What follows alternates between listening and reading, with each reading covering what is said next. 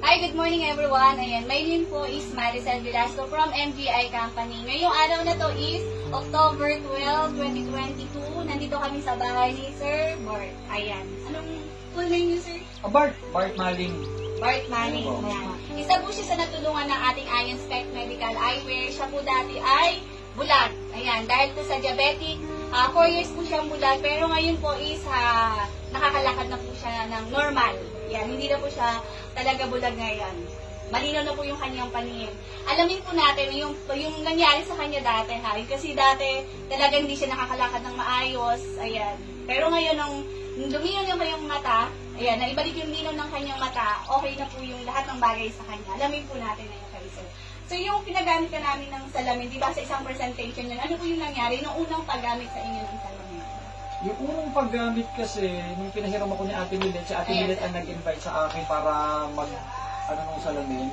Sabi ko, unang-una, wala namang mawawala sa akin kasi wala na nga siyang makita. So, technically, no pun intended, pero wala talaga sa ako. Hindi, dahil walang makita, so pwede ko sa hotel.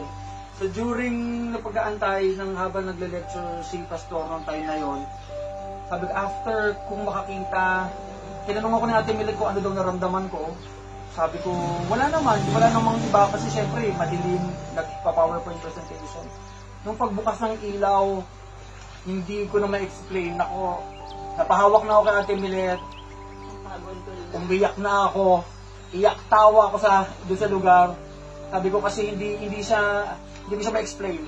Kasi wala naman akong in-expect na makakakita pa ako ng gano'n na gano'n yung magiging resulta sa akin. Sabi ko, tapos sobrang saya.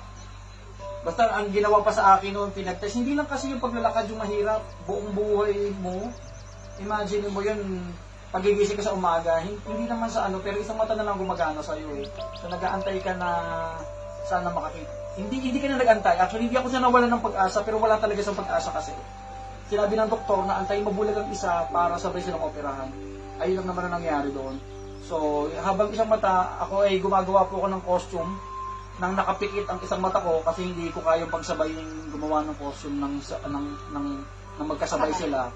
So sabi ko, pero ngayon dahil nakakita ng isang mata ko, sobrang saya na nang nangyari sa buhay ko.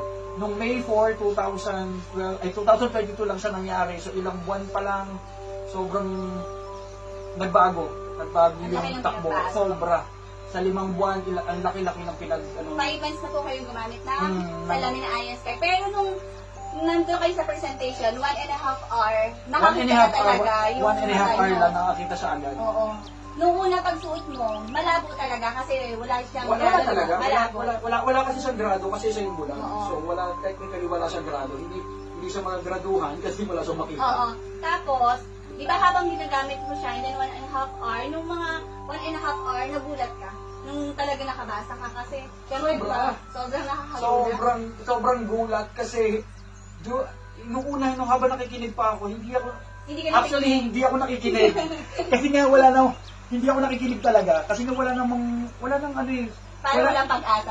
Wala namang mawawa. At saka hindi ko siya alam kasi, first time ko narinig yung Ion Spec na to, na yung salamin na to.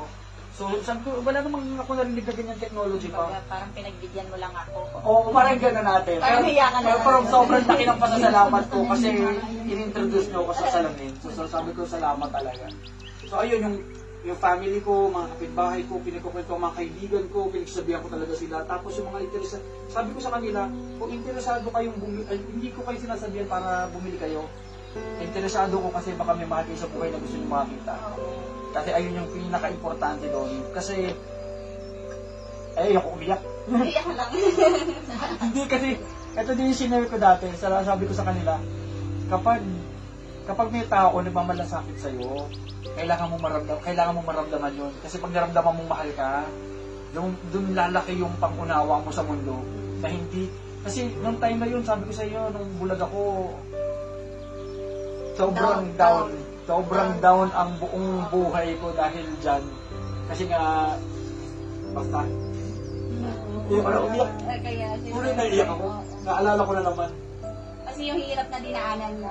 Kaya di ba, oo, imagine mo pag-isip mo sa isang umaga. Di ba, kapag nag-brown out pa lang, kapag walang tayo makita, ang dami reklamo, ayun pa kaya 4 years siya, totally blind siya, tapos hindi niya makita lahat ng bagay.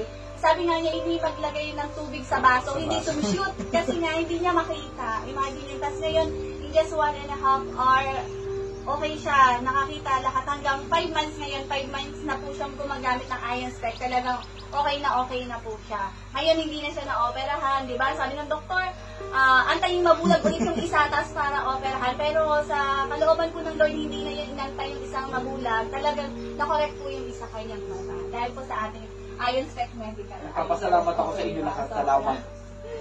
Yeah, isa po lang yung instrumento na ginamit ng Lord para, ayan, makakita ka. Ibig sabihin, marami kang masishare na inspired sa kwento mo. Ayun po. Thank you so much. Thank you, Lord. Glory to God.